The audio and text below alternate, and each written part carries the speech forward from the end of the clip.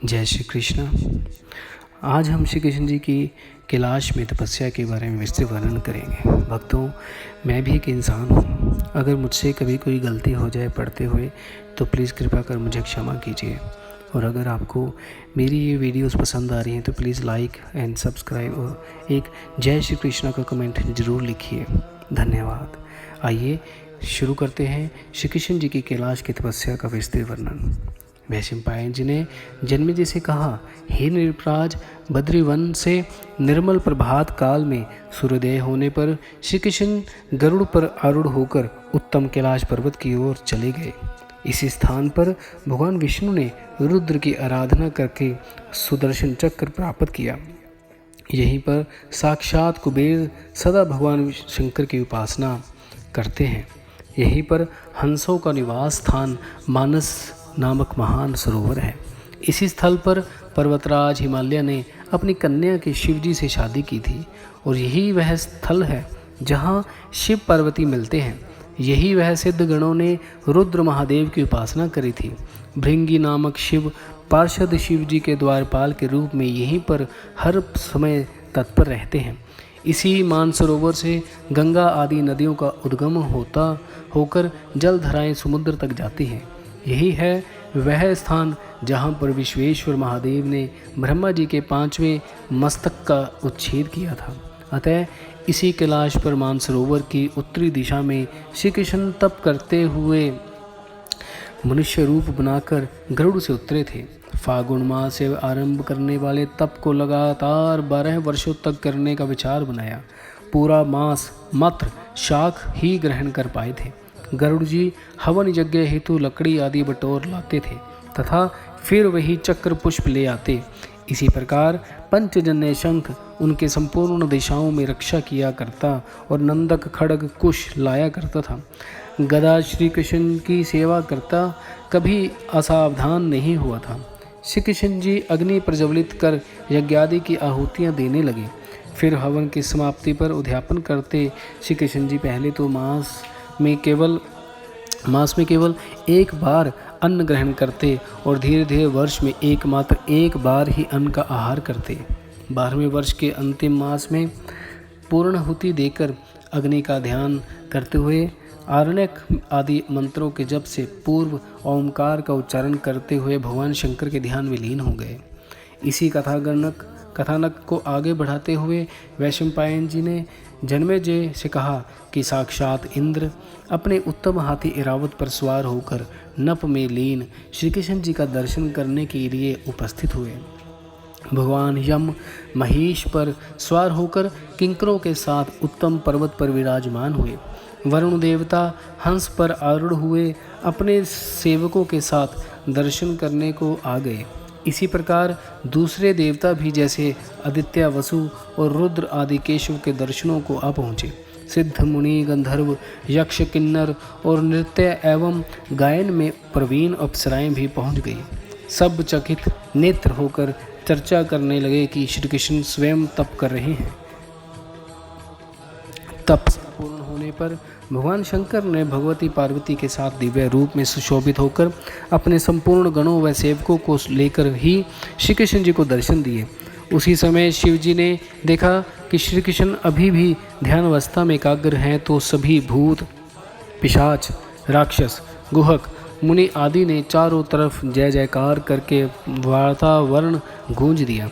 श्री कृष्ण जी की आराधना उन्होंने इस प्रकार की, हे जगन्नाथ देव आपकी जय हो, हे विष्णु, हे ऋषिकेश, हे नारायण आपकी जय हो, हे रुद्र, हे पुण्यात्मन, हे देव हरेश्वर आपकी सदा ही जय हो, हे आदिदेव, हे कौस्तुभ दीप्तांग, हे भस्म विराजित, हे शंकर, हे जगन्नाथ आपकी जय हो, हे चक्र गदा पाणे, हे शूलिण, हे त्रिलोचने, हे भौतिक दीप्तांग, हे नाग विभूषण आपकी जय हो। यह कहकर सर्व मुनिगणों ने भगवान शंकर को प्रणाम किया। फिर श्री कृष्ण जी दोनों हाथ जोड़कर सामने खड़े भगवान शंकर की स्तुति करने लगे। हे शीतिकंठ आपको नमन करता हूँ, हे नीलग्रीव, हे वेद, हे शोची उपवासिन आपको नमस्कार है। आप सेचन करने में समर्थ हैं। आपको नमस्कार है।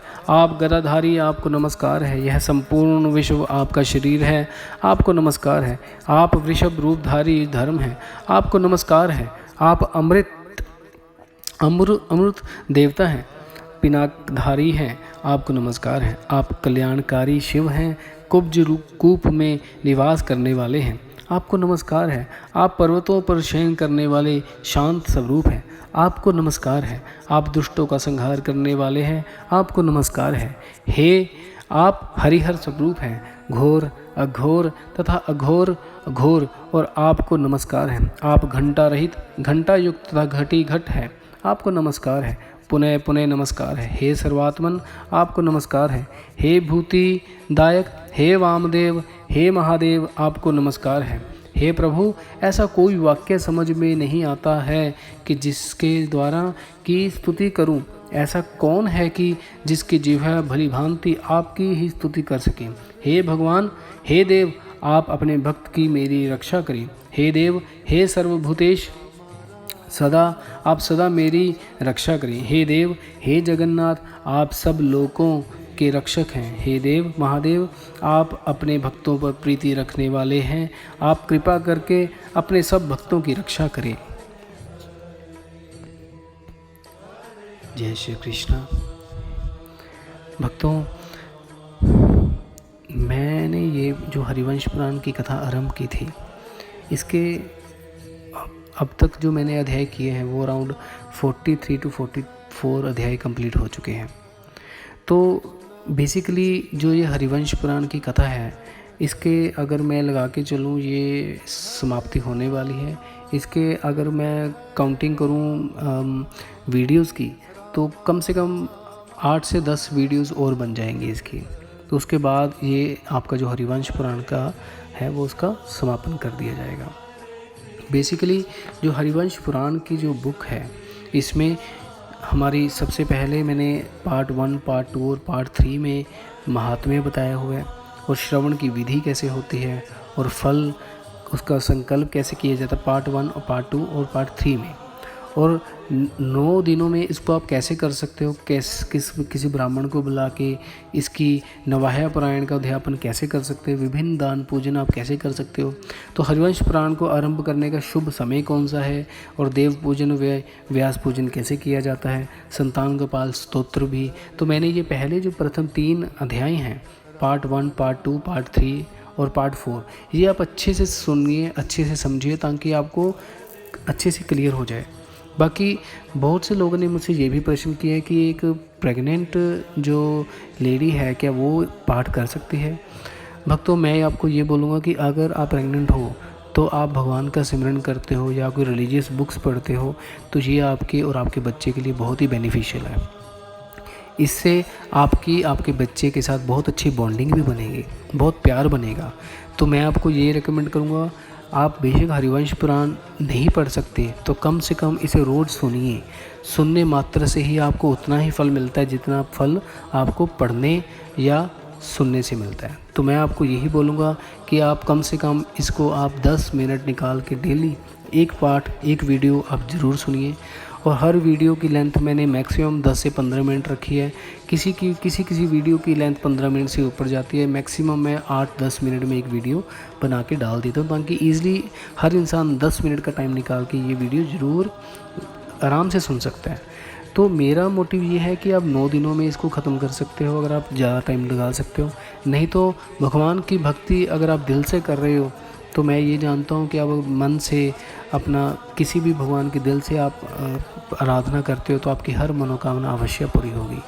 और आपके दिल में, आपके अंदर जो भी इच्छा है, बस भगवान पे वो इच्छा बना के रखिए, वो आपकी इच्छा ज़रूर पूरी करेंगे। उनके चमत्कारों की कोई सीमा नहीं है। वो किसी प्रकार कभी भी कोई भी चमत्कार कैसे करते हैं हम कभी नहीं समझ सकते। तो मैं आपसे क्षमा मांगूंगा अगर पाठ के पढ़ते हुए मुझसे अगर कोई गलती हो जाए तो मुझे क्षमा कीजिएगा। अगर आपको मेरी ये वीडियोस अच्छी लग रही हैं तो प्लीज़ लाइक ज़रूर कीजिए, और एक जय श्री कृष्ण का आप प्लीज़ कमेंट ज़रूर किया कीजिए। और कम से कम 2 लोगों को आप अगर इस वीडियो को शेयर कर दीजिए। मैं आपको ये नहीं बोलूँगा 10 लोगों को कीजिए, क्योंकि अगर कोई भी लोग आपके थ्रू इस हरिवंश पुराण को अगर नहीं पढ़ सकता, सिर्फ सुन ही लेगा, तो उनको भी उस चीज़ का बेनिफिट मिलेगा। क्योंकि अगर हम, ये एक पुण्य का काम है, अगर हम किसी के पाठ पढ़ने से अगर किसी को कोई बेनिफिट होता है, तो इससे आपको भी प्रकृति उस चीज़ का बेनिफिट ज़रूर देगी। तो मैं आपको यही बोलूँगा कि आप इस पाठ को दिल से मन लगा कर कीजिए, और ये मत सोचिए कि कब ये इसकी समाप्ति होगी। तो मैं आपको आज फिर भी बता रहा हूँ कि मैं इस हरिवंश पुराण के जो मेन इनको डिवाइड किया गया है वो 3 पार्ट में किया गया है। श्री हरिवंश पुराण, और दूसरा है विष्णु पर्व, और तीसरा है भविष्य पर्व। और भविष्य पर्व जो है हमारा इस टाइम पे चल रहा है। हरिवंश पुराण में कम से कम 29 चैप्टर हैं, और विष्णु पर्व में 50 चैप्टर हैं, और भविष्य पर्व में हमारे 40 चैप्टर हैं।